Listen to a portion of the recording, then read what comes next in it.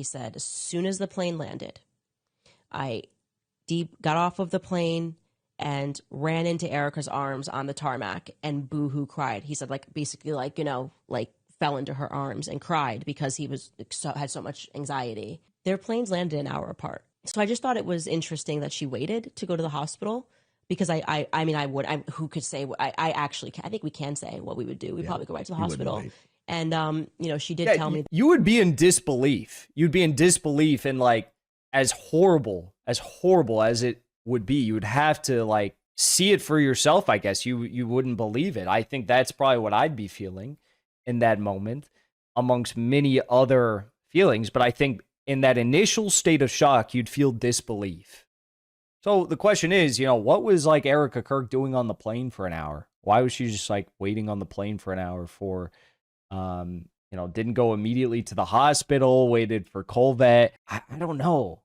I don't know. There's so many questions and anomalies and inconsistencies and fake alibis that we have seen come out of tpusa's most powerful echelon of characters, Andrew Colvet, Mikey McCoy. I saw something today alleging that Mikey McCoy may have been at the Bill Ackman summit, the what do you call it, the peer pressure campaign circle jerk. That is very interesting. If Mikey McCoy was at that event with Bill Ackman, trying to peer pressure, threaten Charlie Kirk into making the correct statements about Israel. But this one question that Candace Owens has raised really left me speechless. I know it's my job to speak. I hate when people say, you know, I'm just speechless, and like you're a TV presenter. It's so stupid. But really, I mean, it's like, whoa, what is that? You know, what is that? As Tucker Carlson says. You can take a listen to yourself. It's a good question we have not had an answer to, and a question that is going very viral right now, because I think any person who has a significant other or a close friend or a family member, if they had just been shot in the neck in front of the entire world in a public execution, right? I think that you would immediately rush to the hospital to be by their side, or to, you know, even if they had succumbed to their injuries, you know, to just be there, to try and, I don't know, have like one last moment. I don't know. That's just the feeling that I would get in that situation. I think Erika Kirk did not get that sort of sensation, that feeling. She did not have that urge to go immediately rush to the hospital. In fact, this is what happened when Charlie Kirk was shot in the neck and Erika Kirk landed on her jet. Because we learn more. Yeah, but the number one thing that I think about, this is actually number one. Andrew Colvet, because I had no idea that he would be engaged in this cover-up and lying after Charlie's assassination. And I obviously was like openly crying on the phone with him in the aftermath. And he painted a vivid picture for me in that immediate 48 hours. We were on the phone. And he told me about how when he flew, while he was on the plane flying, he had so much anxiety, and it was pent up because, like, you know, everyone was messaging him while he's on the plane, and, you know, he doesn't know whether or not, you know, Charlie was okay or whatever. And then he said that anxiety, he said, as soon as the plane landed, I got off of the plane and ran into Erika's arms on the tarmac and boohoo cried. He said, like, basically, like, you know, like fell into her arms and cried because he was had so much anxiety. Their planes landed an hour apart. So I just thought it was interesting that she waited to go to the hospital, because who could say, I think we can say what we would do. We'd probably go right to the hospital. And, you know, she did tell me. You would be in disbelief. You'd be in disbelief, and like, as horrible as it would be, you would have to like see it for yourself. I guess you wouldn't believe it. I think that's probably what I'd be feeling in that moment, amongst many other feelings. But I think in that initial state of shock, you'd feel disbelief.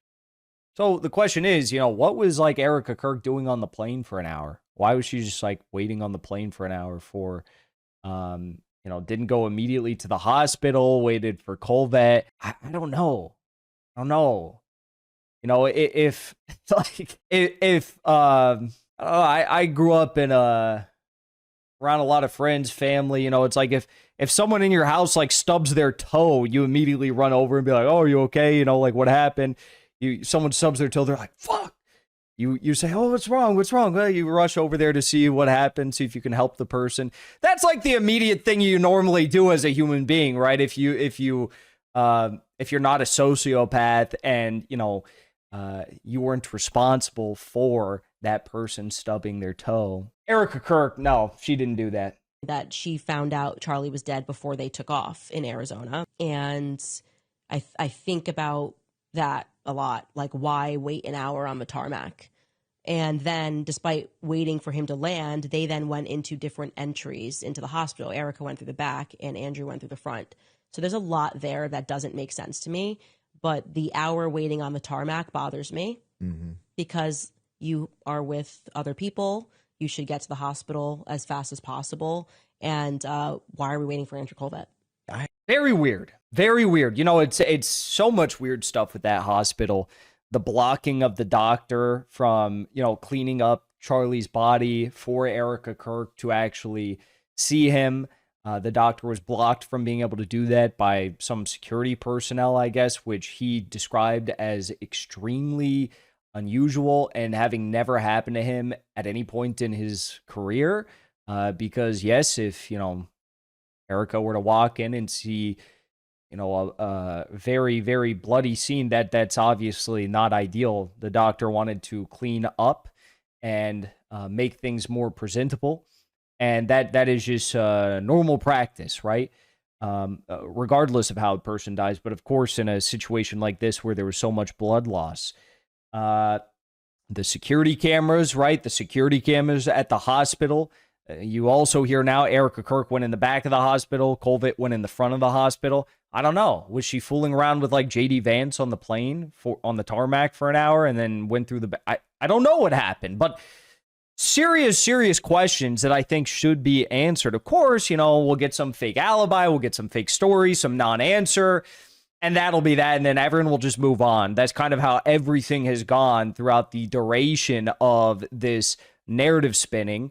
But another weird situation. How many of them do we have to see until it's just like, oh, this is not weird anymore. This is suspect. I know most people. I know many people who are apolitical, who don't even follow politics, didn't follow Candace, who are now, you know, hook, line, and sinker following this story because it is so insane. It is so shocking. And it's such an affront upon, you know, our intelligence. They think we're stupid. Kash Patel thinks we're stupid. Erika Kirk thinks we're stupid. Andrew Colvett thinks we're stupid. Ben Shapiro thinks we're stupid. We're not buying the goy slop. Not this time. Before you leave, I want to say thank you for the support because after 2 years of being banned, we are finally back home on YouTube. So be sure to subscribe to our channel and also join as a member on our channel using the link at the top of the description. I rely on the generous support of viewers like yourself to get the truth out to as many people as possible. You can also support the show on Locals or Give Sin Go. The mainstream media and the powers that be are never going to stop attacking us for bringing the truth to as many people as we do. Thank you so much for your support.